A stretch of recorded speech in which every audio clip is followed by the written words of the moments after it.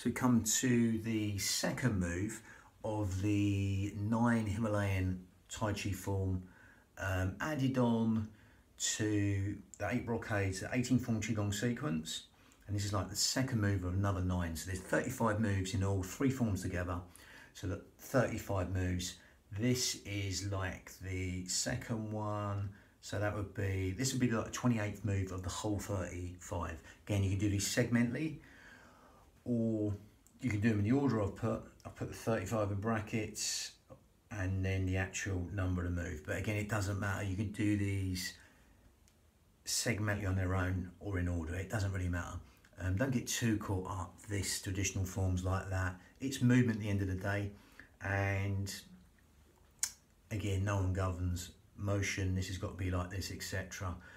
So step out the box there. Don't get too caught up in that. It's just movement. If it makes you feel good, great. If you get the benefits, great. If you don't, leave it. It's just mind candy. So with this, we're not going down the traditional form, the route. Generally, they're linked to organs within the forms, which they're linked to. Meridians, electromagnetic rivers, nadis, whatever you want to call them. Then meridians are linked to different organs. I've done them in other tapes, sorry, other videos, should I say. But again, I'm not going down that route. I'm going down the Pilates route, the yogic route, and the hypnotic response by extending the out breath. But I'll get to that.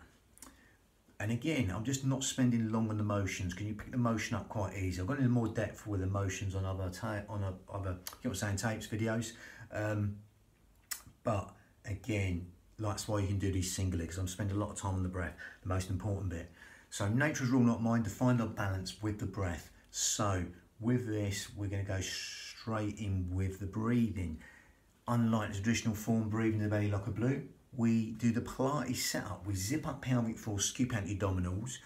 If you want to know where their muscles are and get some awareness before you start, get the thumbs together and go from the hip, and they will meet these thumbs. And that just tells you where the B line is, the bikini line, the belt line, maybe you want to call that. And from that line, our corset muscle links on 3 layers deep, which is all segmentally stabilising our spine. So from here, if you get them 2 thumbs going from hip to hip, that B line, bikini line, belt line, them muscles, the corset muscle 3 layers deep, joins on like cling film to our pelvic floor. Okay, and they go together, them muscles. Again, if you get that B line and cough, you'll find they go together. Okay, just give you a bit of awareness of where the muscles are. They go together anyway. You can't do one without the other, but we're going to go through it segmentally. We're going to do that now. We're going to zip up pelvic floor and scoop out the abdominals and take your navel towards your spine. And as you do that, we're going to breathe in through the nose and exhale through pursed lips for as long as you like. Okay. And just let go with the out breath. Not being too overconscious, just simply zipping up pelvic floor, scooping out your abdominals. Okay, and that engages their muscles that support the spine, but also help us use their muscles in the most efficient manner by helping us not breathe into the belly like a balloon, but zip up pelvic floor, scoop out your abdominals, and that will naturally help us breathe in low and deep to these fish gills, 3D style, into these lower lobes of lungs, anywhere but the stomach, because there's nowhere else for the breath to go apart from into these lower lobes of lungs. Okay, it's what we call lateral thoracic breathing in Pilates. Imagine as you zip up pelvic floor and scoop out the abdominals right now, and breathing through the nose and exhale through pursed lips. You can even imagine you've got a tight scarf around your ribs and you breathe into that scarf wide and full. Okay, just adding width to the lungs as you breathe in. And you will feel the length on that out breath as you exhale through pursed lips. Imagine you're blowing out a candle through pursed lips. Again, that will work like that cough or sneeze. Will help you zip up pelvic floor right now and scoop out your abdominals. Now, as you breathe in through the nose and exhale through pursed lips, we come from that traditional specific Pilates breath to close the mouth and go in and out through the nose. But it's going to be the same deal. We still zip up pelvic floor, scoop out the abdominals. The only difference now as you do that is as you breathe in through the nose and out through the nose, it will be a smaller filter through the nose. So that will lengthen the whole will cycle of the breath longer, because we're coming in and out through a smaller filter now through the nose, and that would be more cleansing breath, filtering breath, slightly going down that yogic path, okay, or one of the more common yogic breaths. Okay, now again, you can stick with that or go slightly down the hypnotic path by elongate the out breath longer than the in breath. If you do that in some yogas, elongate the out breath longer than the in breath, especially in hypnotherapy, as we breathe in and then we take our mind to that out breath and lengthen that out breath longer than the in breath, a bit like 7-11 breathing in hypnotherapy, or it could be 5 and 10 when not that we're counting. Just find your rhythm of your breath. You will naturally feel as you do that now, you want to lengthen that out breath longer than the in breath. So simply allow that to happen right now. Okay, it could be slightly longer or a lot longer. Quadruple it, double it, triple it, whatever you like. The out breath, just make it longer than the in breath. Okay, within your limits, don't force anything. The in breath's conscious thought, the out breath is subconscious thought. So by extending the out breath longer than the in breath, we're just encouraging sleep, digestion, rest, and relaxation, all on that lovely elongated out breath, which is longer than the in breath. Okay, even cellular communications benefited. All the housekeeping properties of the body, all the things you don't think about in the body. Health and renewal, that natural state of well-being, organ function, cellular communication, all being improved by elongating the out breath longer than the in breath. Just simply allow that simplicity to relax the mind as you still zip up pelvic floor, scoop out your abdominals with the mouth shut, breathing out through the nose, but elongating the out breath longer than the in breath. So there's a lot of different mixtures in that, but it's just breath. Be within the breath, that lovely elongated out breath. The breath is our friend, it's the bridge between the mind and the body. It's our gauge to see how deeply relaxed we can get into these postures without even trying, or try not to try. So you can stick with that. If you're going to make it slightly more advanced yogic breath, we go to the Ujjayi breath, victorious breath. Totally optional. Otherwise, carry on breathing as we are now.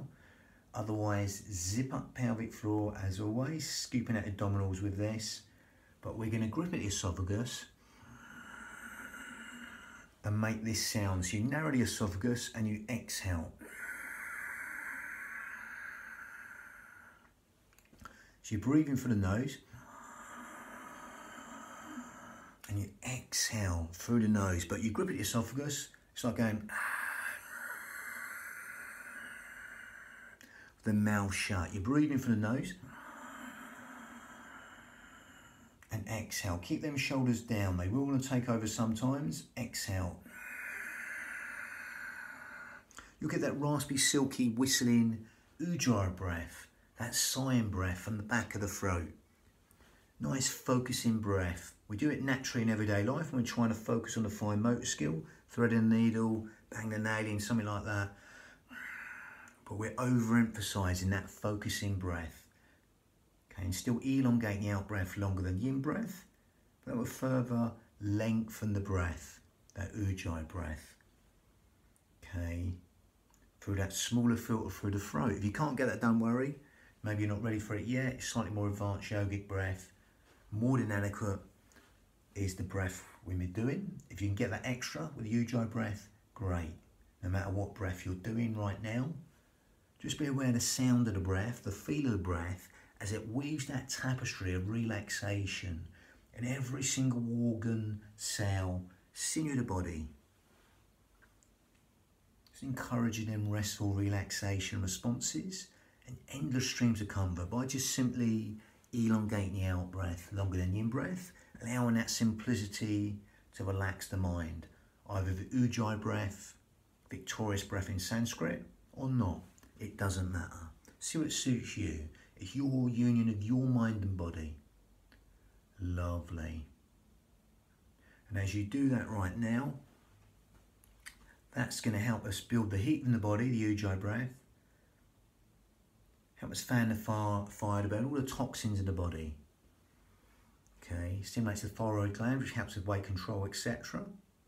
Gives the mind something to focus on. So again, if you can't get that, don't worry. Just carry on doing the breath we did before.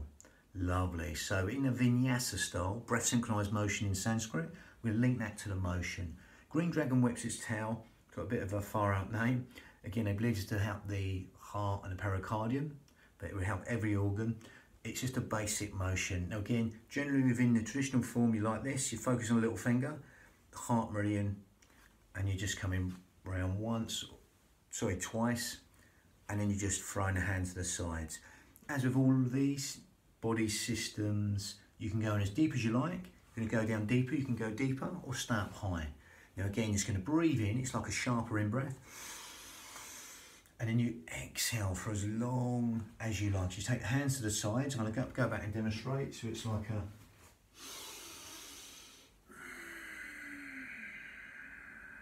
Really elongate that part longer. Then you breathe in sharper. And exhale, throw the hands to the sides, shoulders down. These we want to take over. And then go again. If we're going deeper, we breathe in. And exhale, down. No further than lead knee in line with toe. Your breathing come up. If you want to focus on that heart meridian, you can do from the little finger to the heart. Otherwise, just focus on the breath, the motion, and get the feel-good feelings from it. Breathing in and exhaling. So it's once, twice sharper breath, and exhale. Really long on the out breath. Breathing in, exhale. Again, if you want to get a bit more speed, you can go 3. It's like a... And